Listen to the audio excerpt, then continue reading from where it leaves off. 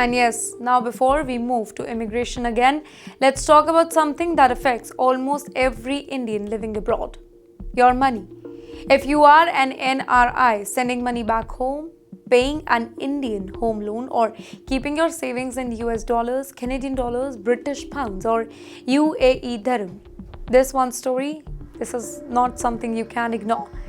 Ladies and gentlemen, the Reserve Bank of India has decided to keep the repo rate unchanged at 5.25%.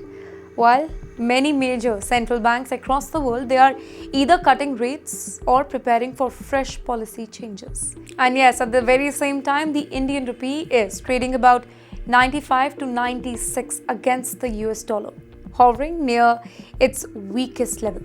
And when these two things happen together, they create a rare financial window for NRIs. The biggest question today is simple though: should you send money back home to India or not?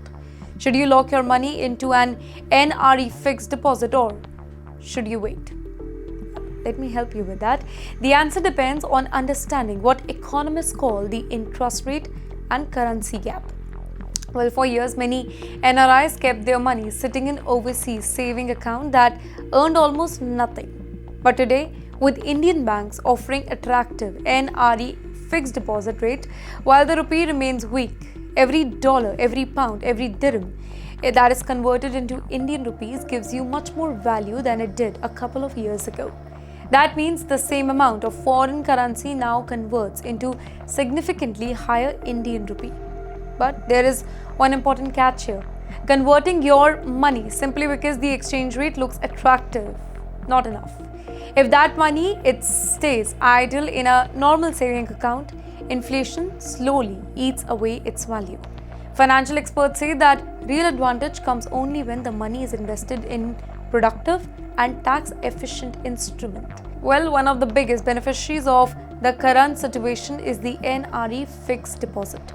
Interest earned on NRE deposit remains tax-free in India, and both the principal and the interest can be taken back overseas.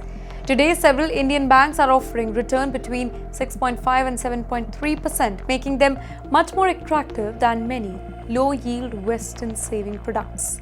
Well, the RBI's decision to keep rate steady, it also brings relief to NRIs who already have home loans in India. Well, since lending rates are expected to remain stable, borrowers are unlikely to face sudden increase in EMIs, and if you earn in dollars or other stronger foreign currency using today's exchange rate to repay a part of your loan, it could save you a significant amount in future interest payment.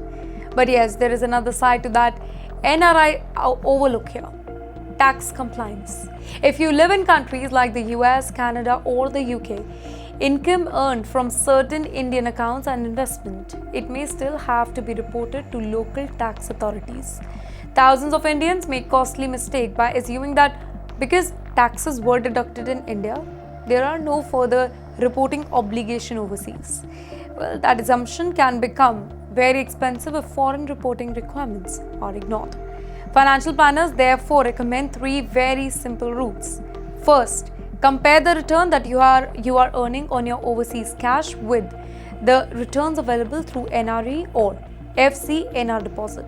Second, avoid sending one large amount at a single exchange rate.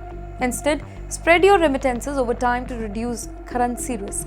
And finally, always consult a qualified cross-border tax expert before making major transaction between India and country of your residence. Well, in today's uncertain global economy, simply leaving cash untouched, it is no longer a strategy.